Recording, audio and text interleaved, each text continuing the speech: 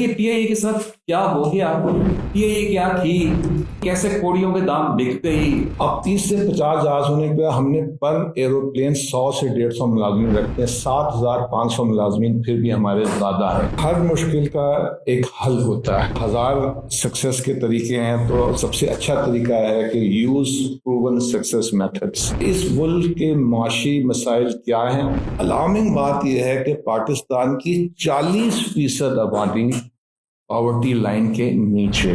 44.5 million eligible labour इस वक्त unemployed है। आपकी इन्फ्लेशन 2022 में तकरीबन 14% पे थी, 2023 में अराउंड 26% प्लस पे गई। अब पाकिस्तान में सिर्फ 2.5% जो आबादी है ना वो टैक्स पे करती है। अगर आप ये समझते हैं कि फॉरेन डायरेक्ट इन्वेस्टमेंट आपकी आ जाएगी प्राइवेटाइजेशन के थ्रू, तो ये पॉसिबल नहीं है। ऐसी दो क्या चीजें हैं जो दीमक की तरह इस वक्त हमारी इकोनॉमी को खोखला कर रही है।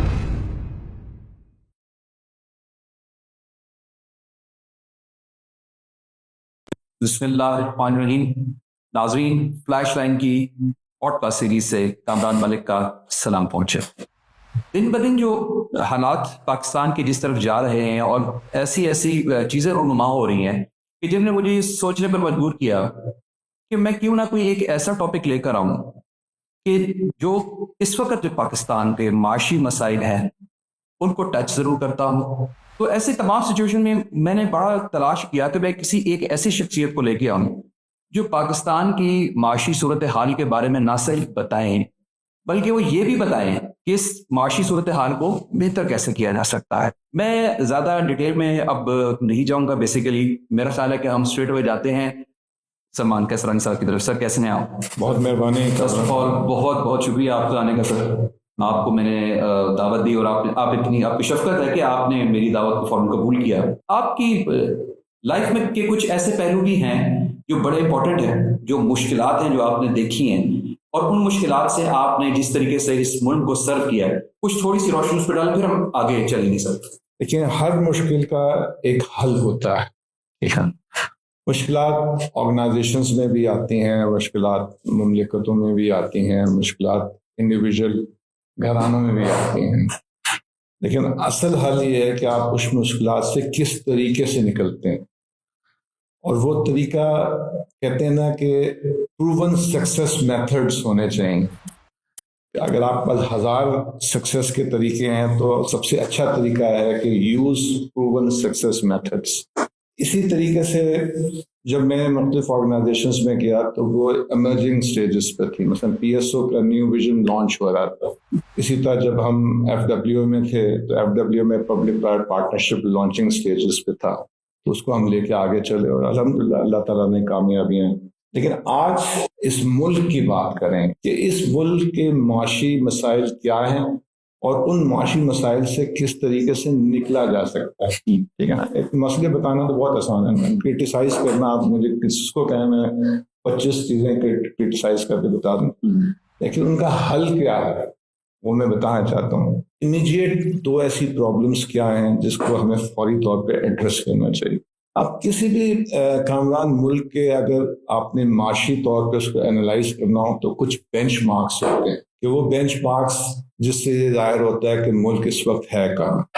सबसे पहला बेंचमार्क्स होता है कि सतह गुर्बत से आपकी कितने फीसद लोग नीचे रहते हैं। अब सतह गुर्बत की एक इंटरनेशनल डेफिनेशन है। देखिए, जो लोकल डेफिनेशन है वो 2015 के बाद उसको अपडेट नहीं किया गया।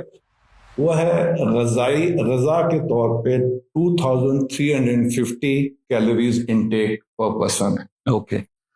और जहां तक आमदनी का ताल्लुक है वो $3.65 पर डे पर एडल्ट इनकम है, यानी कि तकरीबन 30,600 रुपए माहाना इनकम। अलार्मिंग बात यह है कि पाकिस्तान की 40% आबादी पॉवर्टी लाइन के नीचे। दूसरा फैक्टर होता है unemployment. Unemployment eligible labour force की पाकिस्तान की रेट की जाती है 6.8 to 9%। चलिए हम 6.8% ले लेते हैं, यानी कि 44.5 मिलियन एलिजिबल लेबर इस वक्त अनएम्प्लॉयड है out of the total of 75 million eligible labours.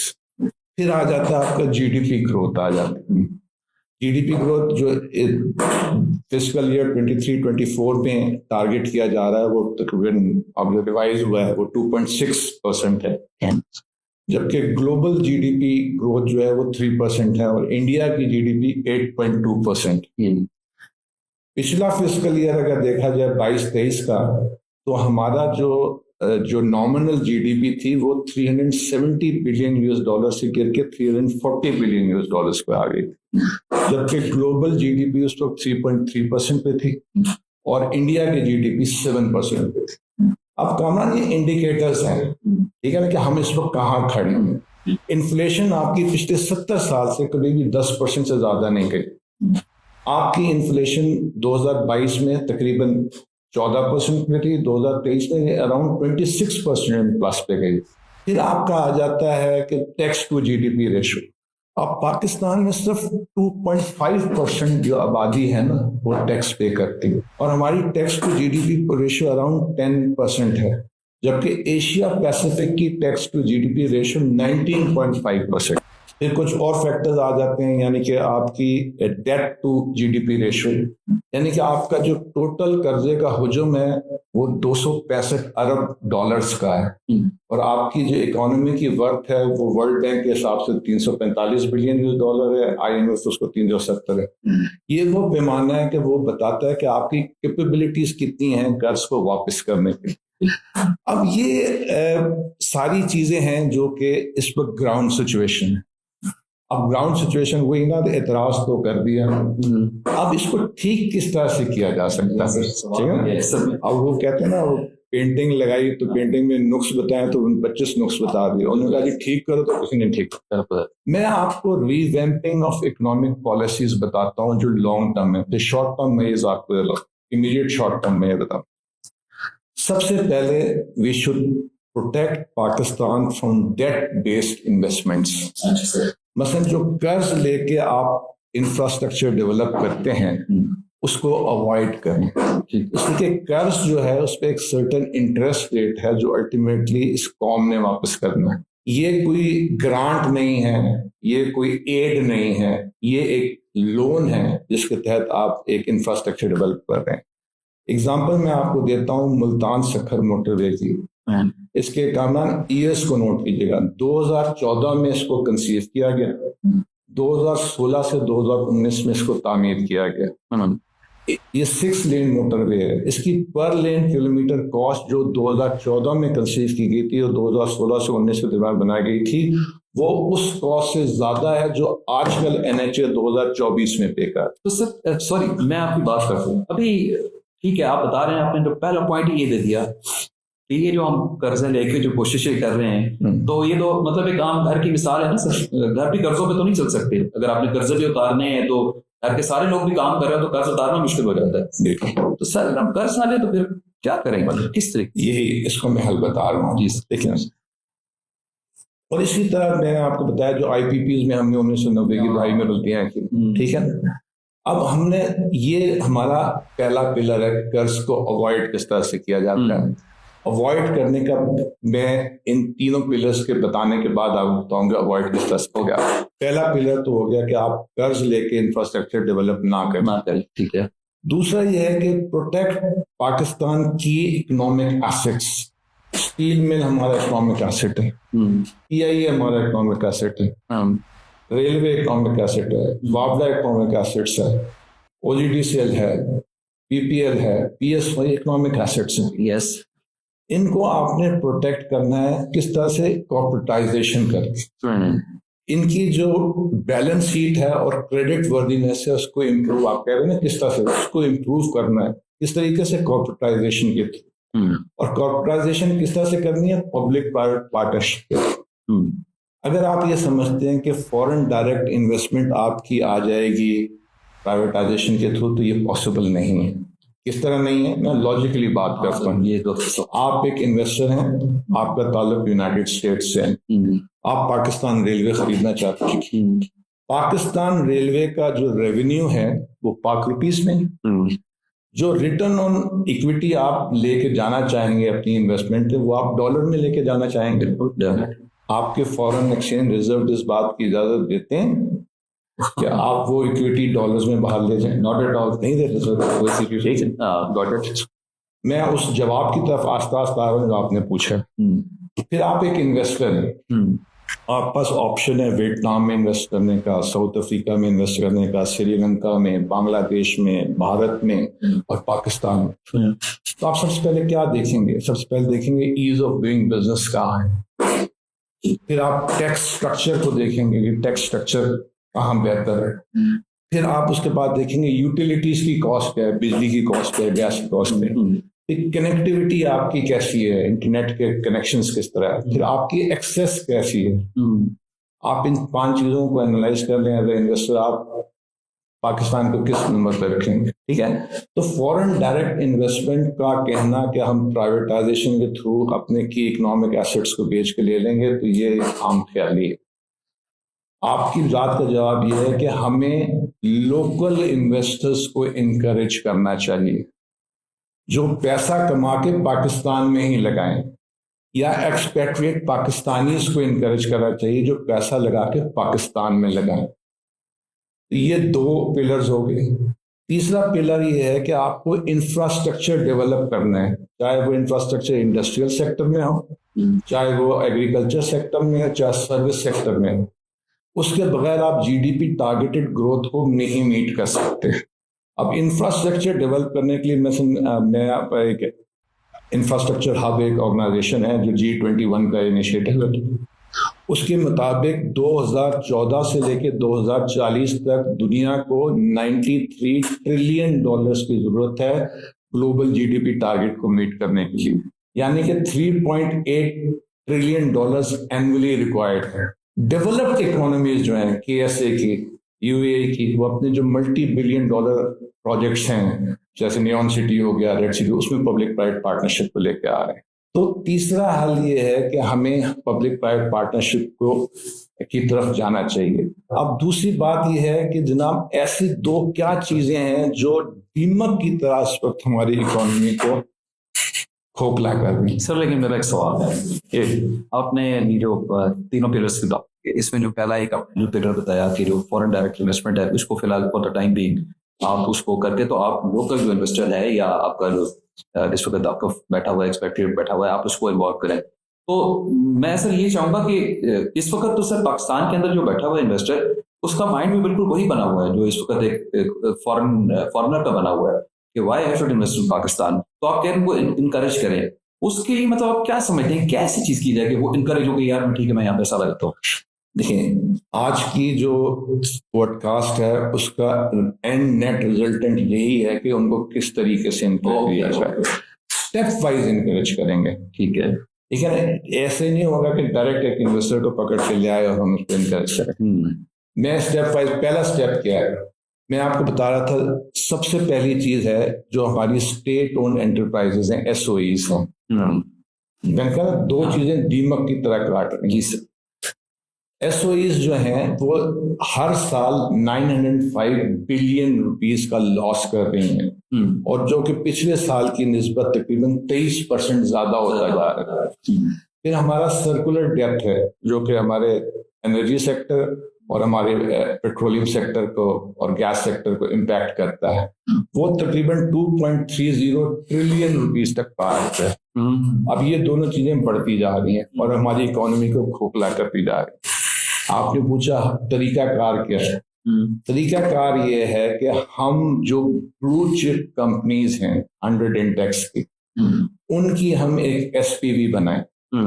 मसलन मिसाल के तौर पे ENP कंपनीज हैं 3, OGDCL है, PPL है और मारी एनर्जीज है। इन तीनों ये सर्कुलर डेप्थ के प्रोसेस में इन्वॉल्व है। गवर्नमेंट ने इनको पैसा देना है। मसलन OGDCL का 543 बिलियन रुपीस देना है, PPL का 510 बिलियन रुपीस देना है, मारी एनर्जीज का 42 बिलियन रुपीस देना है। अगर ये तीनों कंपनीज मिलके एक SPV बना लें, स्पेशल पर्पज व्हीकल, और वो स्टॉक एक्सचेंज में इनलिस्ट हो गया। स्टॉक एक्सचेंज तो हमारा माशाल्लाह तरक्की कर रहा है, कम से कम 100 इंडेक्स कंपनीज को तरक्की कर रही है। और हम इनोवेटिव फाइनेंसिंग के तहत अपने SOEs जो हैं उनको इम्प्रूव करें। तो जनाब आपका लोकल इन्वेस्टर इनकरेज होगा। जब इनकी शेयर ये तो प्रूवन ब्लू चिप कंपनीज है, ये तीनों जिनके मैंने नाम दिए प्रूवन ब्लू चिप कंपनीज। जब इनके तीनों मिलके एक कंपनी बनाएंगे जो कि पाकिस्तान स्टॉक एक्सचेंज में इन्वेस्ट होगी और इनोवेटिव फाइनेंसिंग करेंगे, किसके अगेंस्ट?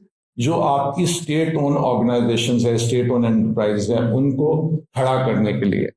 जब एक ऐसी एग्जांपल कामरान सेट हो गई ना, तो पूरी दुनिया उसके पीछे चल के आएगी। लेकिन पहला स्टेप हमें ब्लू चिप कंपनीज ने लेना है, जिसमें गवर्नमेंट ऑफ पाकिस्तान के शेयर्स पे बस हम टॉक ऑफ द टाउन है PIA।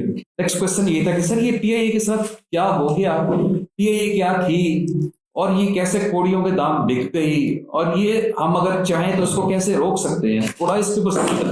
देखिए, आपका पहला सवाल था कि लोकल इन्वेस्टर्स और एक्सपेट्रिएट को किस तरह लेकर, वो मैंने जवाब दिया। फिर आपने कहा इनको इनकरेज किस तरह किया? इनकरेज हम ब्लू चिप कंपनी की एग्जाम्पल ले। अब मैं केस स्टडी आपको बताता हूँ। फर्ज करें OGTCL, PPL और मारी एनर्जीज, तीनों ब्लू चिप कंपनी ने, इन्होंने एक SPV बना दी।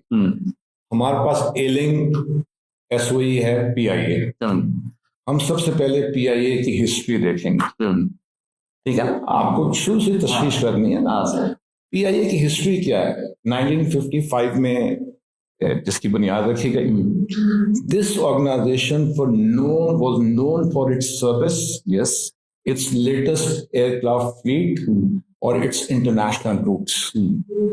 इसने 3 एयरलाइंस डेवलप किए, एयर तंजानिया, एयर माल्टा, श्रीलंका ने।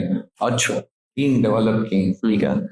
फिर ऐसा क्या हुआ कि आज लोग उसको 85 बिलियन रुपीज में भी खरीदने के लिए तैयार नहीं? कोई रीजन तो होगा ना। सबसे पहला रीजन है political interference. Right person for the right job नहीं लगाया गया। दूसरा, इंटरनेशनल स्टैंडर्ड है कि एक जहाज पे 100 से 150 मुलाजमीन होते हैं। पाकिस्तान के पास 30 जहाज हैं, जिसमें से 19 ऑपरेशनल है, बाकी ऑपरेशनल नहीं है, ठीक है। एक जहाज के अगेंस्ट जहाँ 100 से 150 मुलाजमीन होना चाहिए थे, वहां 500 मुलाजमीन। ये फैक्ट है, ये 2 फिगर्स आ चुके हैं।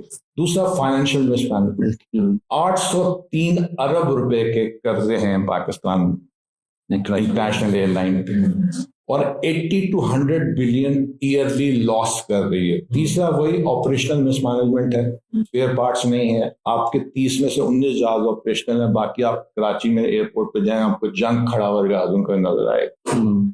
ये 3 आपकी प्रॉब्लम्स हैं। अब इनको सॉल्व किस तरह से करनी है? अब सॉल्व करने का सबसे पहला तरीका यह है कि आपको अपने जहाजों की तादाद बढ़ानी पड़ेगी, नंबर 1।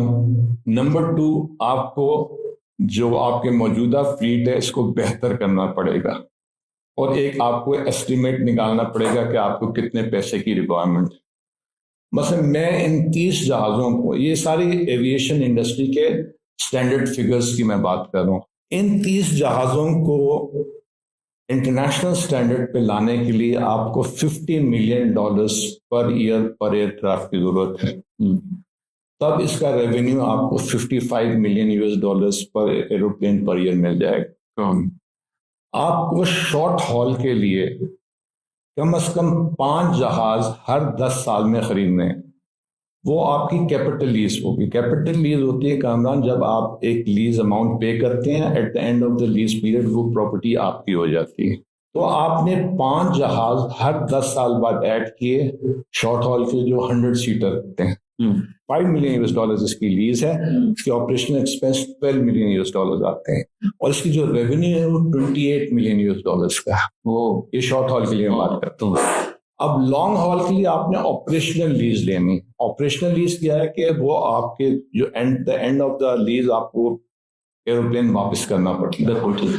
अगर आप बोइंग 777-200 लेते हैं जो 340 सीटर का है, इसकी ऑपरेशनल लीज $10 मिलियन की है, इसका ऑपेक्स $35 मिलियन पर प्लेन है, और इसका जो रेवेन्यू है वो $75 मिलियन का। ठीक है। अब मैं आपको टोटल हल बता रहा हूँ। हमने जहाज बढ़ा लिए, किस तरह बढ़ाया? कैपिटल लीज और ऑपरेशनल लीज के तहत। और जो उनके नॉन फिगर्स हैं इंडस्ट्री को, उसके हिसाब से उसका रेवेन्यू कैलकुलेट करते हैं। अब राइट साइजिंग, अब हमारे जहाज 30 से 50 हो गए। जो 30 थे उस पर हमने एक जहाज पे $50 मिलियन का ऑपेक्स करके उसको इंटरनेशनल स्टैंडर्ड पे लिया। अब 30 से 50 जहाज होने के बाद हमने पर एरोप्लेन 100 से 150 मुलाजमीन रखते हैं, 7,500 मुलाजमीन फिर भी हमारे ज्यादा है। अब उनको आप ऐसे फारिग नहीं कर सकते, स्ट्रॉन्ग यूनियन है, और फिर हम किसी को बेरोजगार करना भी नहीं चाहते हैं। मैंने कहता हूं कि हमने एट एन एवरेज हम अगर 75 लाख रुपीस पर एम्प्लॉय दें, तो इसमें आपका एम्प्लॉय पीएन से लेके आपका पायलट तक है, मतलब गोल्डन शेक जी गोल्डन शेक, बस आपका पीएन से लेके मैंने हर एम्प्लॉय के लिए 75 लाख रुपए रखती है। किस टोटल आपने फिगर कितने बताए थे? हमारे पास ज्यादा है 7,500 7,500 हमारे पास ज्यादा है। और हम कब ज्यादा है? जब आपका फ्लीट 50 का हो जाएगा और वो इंटरनेशनल स्टैंडर्ड्स को मीट कर रहा होगा, तो 7,500 मुलाजमीन आपको फारिग हैंडशेक करके फारिग कर। ओके। और हमने हर मुलाजिम के लिए 75 लाख रुपीस पर एम्प्लॉय रखा, एक एवरेज रखा। तो किसी को 10 लाख मिल रहा होगा, 15 लाख मिल रहा होगा, किसी को 8 करोड़ मिल रहा होगा एट एन एवरेज। तो ये तकरीबन 52.5 बिलियन रुपीस का है। तो पीआईए को जो रिहेबिलिटेट करते हैं ना, जो पीपीपी में जो प्रोसेस करते हैं, उसे रिहेबिलिटेट, ऑपरेट एंड ट्रांसफर बोलते हैं। तो पीआईए को रिहेबिलिटेट करने के लिए $500 मिलियन की जरूरत है। ओके। कुल मैंने पूरा प्रोसेस बता दिया, इसका पूरा फाइनेंशियल मॉडल बना हुआ है, यानी $500 मिलियन 137 बिलियन रुपीस। ठीक है जी, ये आपको चाहिए। अब ये जो मैंने आपको ओपेक्स और कैपेक्स बताया कि आप इंटरनेशनल स्टैंडर्ड्स पे जब ऑपरेशन एक्सपेंसेस करते हैं, उस जहाज की इंटरनेशनल स्टैंडर्ड पे ले आते हैं, तो उसकी रेवेन्यू जनरेशन कितनी होती है। इसका ओपेक्स बनता है 614 बिलियन पीकेआर और इसका रेवेन्यू बनता है 801 बिलियन पीकेआर, यानी कि 187 बिलियन आप प्लस में आ जाते हैं। आपने मुलाजमीन को भी एक अच्छा पैकेज दे दिया, आपने अपने फ्लीट को भी इम्प्रूव कर लिया, आपने राइट साइजिंग भी कर ली। तो ये तो पीआईए का माजी हो गया, प्रॉब्लम्स हो गई, उसका हल रिजॉल्व हो गया। ठीक है ना। अब हम ये देखते हैं कि क्या वजह है कि ये अपना देखिए, अगर आप मतलब बता रहे हैं माशाल्लाह, आप तो अपने एक है, अक्षर सर डेफिनेटली और भी लोग लेकिन इसकी ब्राइट साइड लोग नहीं देखते। अब ब्राइट साइड ये है कि पीआईए के पास जो रियल स्टेट एसेट्स हैं वो अनकंपेरेबल है। यस, मसलन रोजोवेल्ट होटल न्यूयॉर्क का की वैल्यू $662 मिलियन की, जो सोफिटेल होटल पेरिस का है उसकी $640 मिलियन की वैल्यू, और फिर जो है इनके ऑफिसेज और इनकी फैसिलिटीज है वो मेजर लोकेशंस पे। प्लस सबसे बड़ी बात, हमारे पास 30 इंटरनेशनल रूट्स और लैंडिंग राइट्स हैं जिसकी कॉस्ट है। बिल्कुल, एशिया के हैं हमारे पास हैं, मिडिल ईस्ट के हमारे पास हैं, यूरोप के हमारे पास हैं, नॉर्थ अमेरिका के हमारे पास। अच्छे दिनों की बातें हैं ना सर? नहीं, मैं आपको बता रहा हूँ ये है, ठीक है सर, ये ब्राइट साइड में बता रहा हूँ। आपको पता है JKF एयरपोर्ट जो है अमेरिका में, इसके लैंडिंग राइट 1 मिलियन से $5 मिलियन के हैं एक एयरपोर्ट। वहां पर 30 रूट्स और 30 इंटरनेशनल लैंडिंग राइट्स। आप उस वक्त में एक नई एयरलाइन जाती है तो उसको कितना पैसा इकट्ठा नहीं। तो ये इसकी एक पॉजिटिव साइड है। मेरे जाती राय के मुताबिक अगर ये जो 2 होटल्स हैं इनको rehabilitate, operate and transfer basis पे पीपीपी मोड में लिया जाए, और वो जो एसपीवी है जो हमने बनाई है, जो सर्कुलर डेट प्रोसेस में इन्वॉल्व है, और हम एक इनोवेटिव फाइनेंसिंग करें, तो हमारे मसाइल का हल निकल आता है। लेकिन हमें इस हल से पहले जो हमें कोटेशन आई है अब उस पे भी आता है ना, उस पे पहले आ गए। देखो, मैंने आपको प्रॉब्लम बता दी, उसका पॉजिटिव और नेगेटिव पहलू बता दिए। अब प्रैक्टिकली हुआ क्या है? हुआ ये है कि प्राइवेटाइजेशन कमीशन ने 60% स्टेक्स के लिए, ठीक है ना, 85 बिलियन रुपीस के जनाब कॉस्ट डिमांड थी। हमारा 800 प्लस का जो डेट ड्यू था लाइबिलिटीज थी पीआई की, उसमें से 600 बिलियन एक holding company pi holding company बना के उसमें पार्क कर दिए, और 202 बिलियन आपके प्राइवेटाइजेशन कमीशन ने लाइबिलिटी शो की। और हमारी जो एसेट वैल्यू है कामरान, वो बुक वैल्यू पे शो की 163 बिलियन। बुक वैल्यू क्या होती है? वो मार्केट वैल्यू नहीं होती। बुक वैल्यू में आपकी डिप्रिसिएशन कट हो रही होती है, मतलब वो जिस साल की एक चीज होगी उससे कैलकुलेट करना शुरू आखिर में जो है वो हमें वो लोहे के भाव पे। हाँ, लास्ट सबसे बड़ी चीज है, आपके लैंडिंग राइट्स नहीं लिए, आपकी रूट के चार्जेस आपने चार्ज नहीं किए हुए, इसमें अकाउंट फॉर नहीं किए हुए। इनकी डिमांड 85 बिलियन की थी, जो ब्लू वर्ल्ड सिटी ने 10 बिलियन की दे। प्लस ब्लू वर्ल्ड ने कहा कि जी हमारा एडवांस सेल्स टैक्स माफ किया जाए, कस्टम ड्यूटी माफ की जाए, हमारे concession on taxes of restructuring जो है वो माफ किया जाए, हमारे जो आउटस्टैंडिंग लाइबिलिटीज हैं उसको डेफर किया जाए, जो नेगेटिव इक्विटी आ रही है 45। वो एक एहसान कर रहे थे आप सुनिए ना, आगे सुनिए ना, 45 बिलियन की जो नेगेटिव इक्विटी है उसको भी माफ किया जाए। अच्छा, ठीक है। और उसके अलावा जो 10 बिलियन की, मैंने तो कहा ना हमें 500 बिलियन 137 बिलियन की फाइनेंसिंग चाहिए। इनसे कहा गया था कि जी आप ब्रिज फाइनेंसिंग कर दें 10 बिलियन की, इसलिए जो पहले साल आप चल रहे हो ना, पहले साल तो आपको जो रेवेन्यू जनरेशन का जो एक्यूमुलेशन होगी वो तो at the end of the year होगी ना, तो आपको शुरू में, मैं तो कह रहा हूँ 500 मिलियन यूएस डॉलर्स की जरूरत है। इनसे कहा था आप 10 बिलियन रुपीज लगा दें, उन्होंने कहा उसको भी आप डेफर कर दें। प्लस ये कहा कि 12 बिलियन रुपीज की जो प्रॉपर्टीज पीआईए की हैं वो पीआईए के जो है वो ब्लू वर्ल्ड सिटी के नाम पर। जाहिर बात ये कोटेशन तो एक्सेप्ट नहीं हो सकती। अब कामरान हमारा हल क्या है? ठीक है ना, आपने हम प्रॉब्लम्स बता दी, जो प्राइवेटाइजेशन कमीशन ने बताया वो मैंने आपको बता दिया। अब हल क्या है? देखिए, हल मैंने शुरू में कहा था ना कि प्रूवन सक्सेस मेथड्स, 1000 जो तरीके हैं सक्सेस के, उनके एक तरीका बारी है, वो है प्रूवन सक्सेस मेथड्स को अडैप्ट किया जाए। प्रूवन सक्सेस मेथड में पब्लिक सर्विस डेवलपमेंट फंड, जरा थोड़ा सा कंसेप्ट इसका दीजिएगा। ये पब्लिक सर्विस डेवलपमेंट फंड जो है, ये कोई मैं कई दफा पाकिस्तान में नहीं, ये कनाडा में है, ऑस्ट्रेलिया में है, न्यूजीलैंड में है, जॉर्डन में है, ओमान में। होता क्या है कि आप टैक्स लोगों पे लगाते हैं तो उनकी इनकम में से एक हिस्सा कट के आपको वो टैक्स अदा करते हैं। बस मेरी 100 रुपये अगर इनकम थी, उसमें से मेरे 20 रुपये कट गए तो मेरी इनकम 80 रुपये रहेगी। जो पब्लिक सर्विस डेवलपमेंट फंड है वो आपको टैक्स करता है, उस टैक्स से अगेंस्ट आपको डिविडेंड पे करता है।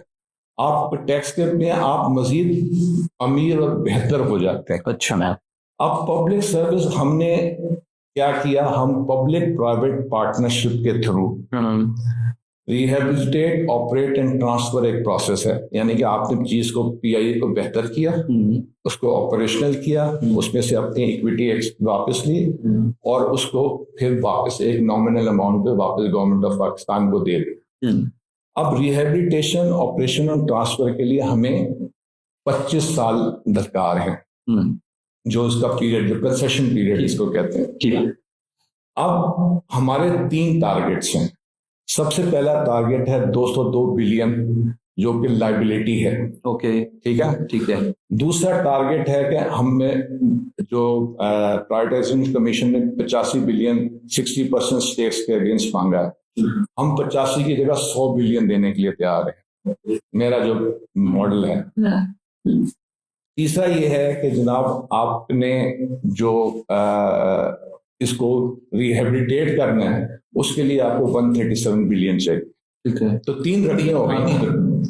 अब ये जो हमने कंपनी बनाई पब्लिक प्राइवेट पार्टनरशिप, इसके मैं थोड़ा सा कंसेप्ट आपको दे दूं।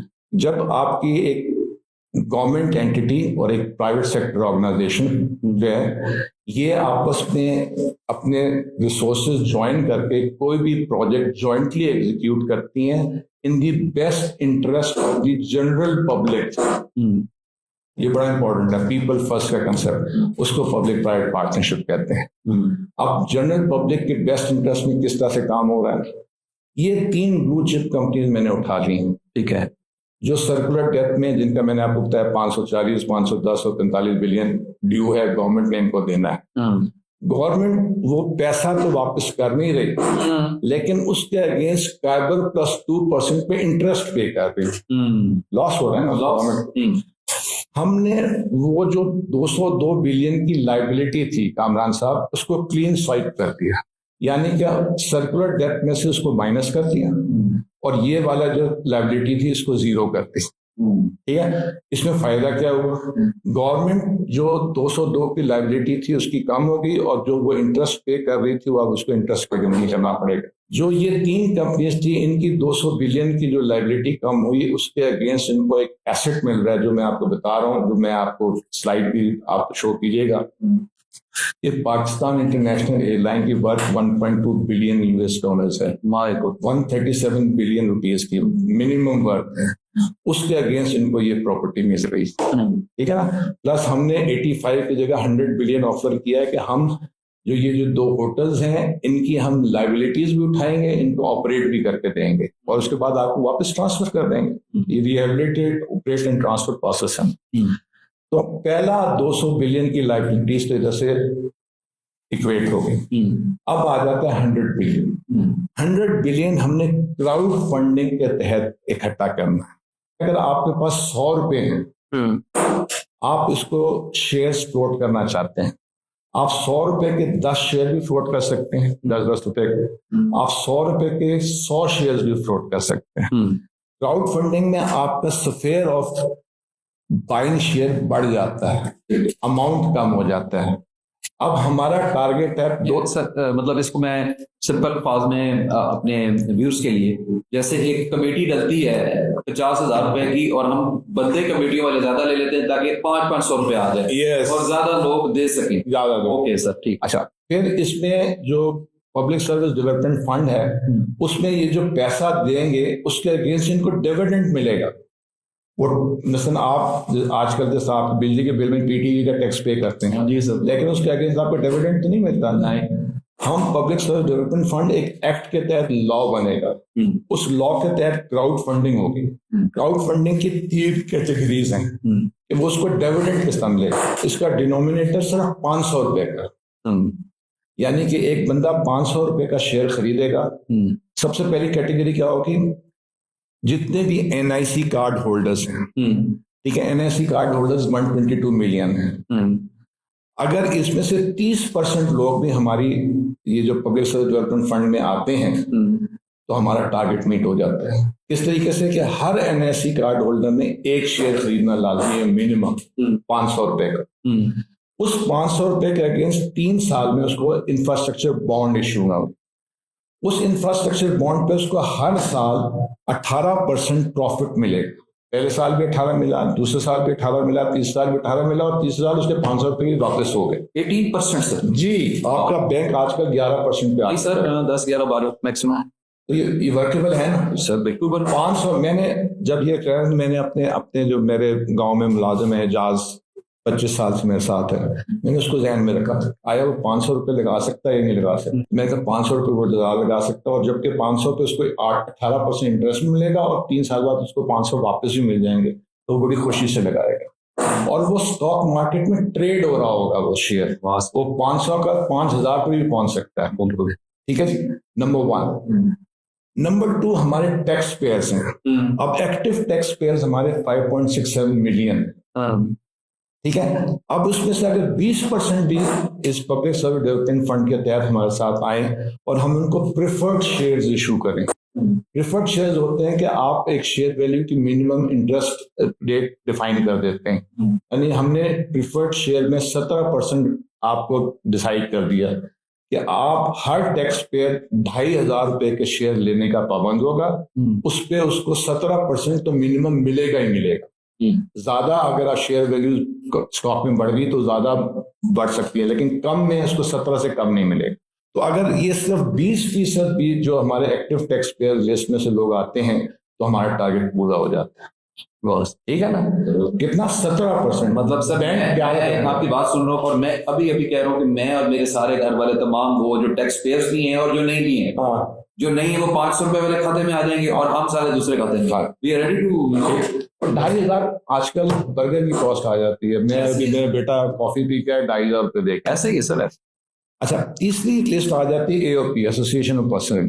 अच्छा, ठीक है, अब ये तकरीबन 0.5 मिलियन है, इनको भी हम प्रिफर्ड शेयर्स देंगे, लेकिन इनको 25,000 रुपए के प्रिफर्ड शेयर्स खरीदने पड़ेंगे। कंपनी है, 25,000 रुपए खर्च कर सकते हैं, लेकिन उस 25,000 पे उनको 17% कंफर्म इंटरेस्ट मिल रहा है, डिविडेंड, कंफर्म डिविडेंड मिल रहा है। अगर नीचे जाएगा तो 70% उनको मिलेगा, ये कंफर्म है, तो उनके लिए तो वो हमारा टारगेट नीचे जाता है। फिर जो ब्लू चिप कंपनीज है, 100 इंडेक्स की 100 ब्लू चिप कंपनीज हैं, उन्होंने 50 मिलियन में से 5 करोड़ के शेयर एक कंपनी लिए हैं। उनके लिए बस बड़ी बड़ी कंपनी है, MCB है, ये UBL, इनके लिए 5 करोड़ रुपए के शेयर लेना पड़े। तो इस तरह करके हम अपना 100 बिलियन पूरा कर सकते हैं। एक एक्ट ऑफ लॉ आएगा जो पब्लिक सर्विस डेवलपमेंट फंड कहलाएगा। उस एक्ट ऑफ लॉ के तहत इन 3 तरीकों के तहत लोग इन्वेस्टमेंट करेंगे और उनको इसके तहत ये returns government of Pakistan guarantee करेगी थ्रू एन SPV, जिसमें ब्लू चिप 3 कंपनियां शामिल हैं, जिनकी मैनेजमेंट जबरदस्त है, तभी वो ब्लू चिप कंपनीज में है। और तीनों ENP कंपनीज जिनकी रेपुटेशन जबरदस्त है। ठीक है जी, अब हमारी है, अब बाकी बच गया सिर्फ 137 बिलियन। जी हाँ सर, 200 बिलियन स्वाइप हो गया, वो 100 billion public service development fund के तहत आ गया।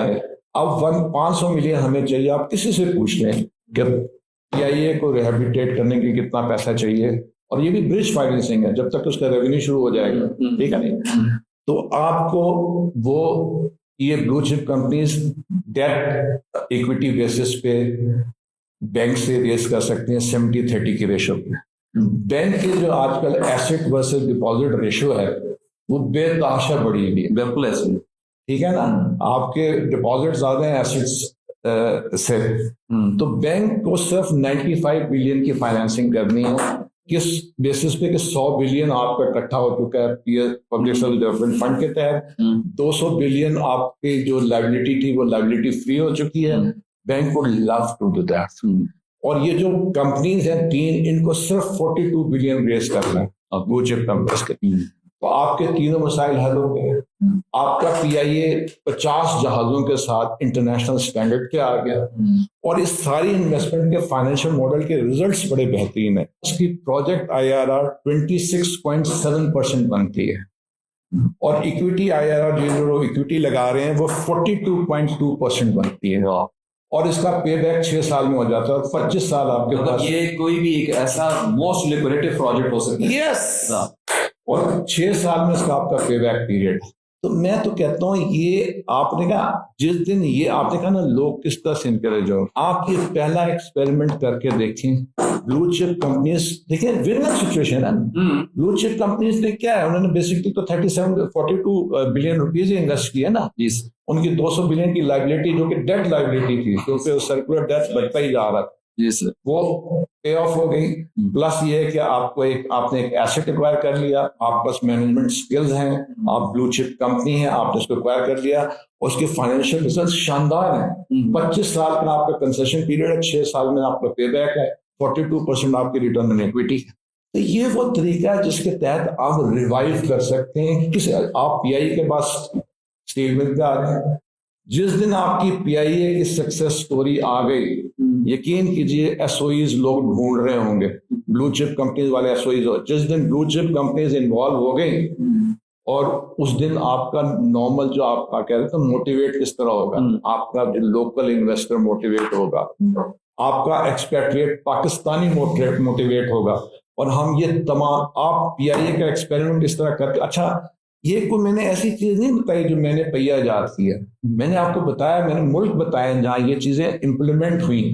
इस तरीके से आपने इनोवेटिव फाइनेंसिंग कर, पब्लिक प्राइवेट पार्टनरशिप का सबसे बड़ी चीज है कि इसमें पब्लिक फर्स्ट का कंसेप्ट है, पब्लिक फर्स्ट के बाद जनाब आपकी इनोवेटिव फाइनेंसिंग का कंसेप्ट है, प्लस ये है कि आप एक जनरल पब्लिक को इन्वॉल्व करते हैं। तो ये वो तरीके हैं कामरान की, इसके तहत आप किसी भी स्टेट ओन एंटरप्राइजेस को जो आपको 902 बिलियन सालाना का नुकसान पहुंचा रही है और 23% ज्यादा का, आप उसको एक फ्रूटफुल, प्रोग्रेसिव और प्रॉफिटेबल प्रोजेक्ट बना सकते हैं। मेरी आपसे ये इस्तता है कि ये तरीका कार लोगों तक पहुंचाएं, इसमें अगर किसी किस्म का कोई क्वेश्चन है, किसी किस्म की कोई एम्बिग्यूटी है, किसी किस्म का कोई डाउट है, आपने 3 क्वेश्चन पूछे, तीनों को मैंने स्टेज वाइज जवाब दे दिए। आप मुझसे पूछें, और मेरी दुआ है अल्लाह ताला से कि अल्लाह ताला पाकिस्तान को अहल करे इसके कि हम ये तरीके अडेप्ट कर सकें जो दुनिया ने अडेप्ट किए, जो प्रूवन सक्सेस मेथड्स हैं,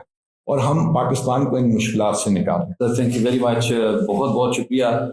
आपके आने का शुक्रिया तो सर एक तरफ है, लेकिन आप यकीन करेंगे आपने सर जो बातचीत की है ना, उसका मैं आपसे जितना भी आपका शुक्रिया अदा करूँ काम है, बिकॉज मैंने कभी भी ये सोचा नहीं था कि आप मुझे एक इतनी सिंपल सी एग्जांपल दे के ये बता देंगे कि it's not only the PIA but the complete Pakistan, you know, मतलब can come back on the track. Yes, ये तो आपने एक चीज बताई है, वही बात है ना आपकी कि आप एक चीज को जब पकड़ेंगे तो कैसे बाकी चीजें सारी साथ साथ कनेक्टेड हैं। ये नाज़रीन, आपने पॉडकास्ट देखा है हमारा आज का। मैंने इसमें बड़ी दिलचस्पी जाहिर की बिकॉज के मुझे ये लगता था कि अब पाकिस्तान के पास सर्वाइवल का मेरा नहीं ख्याल था कि कोई ऐसा ऑप्शन मौजूद है।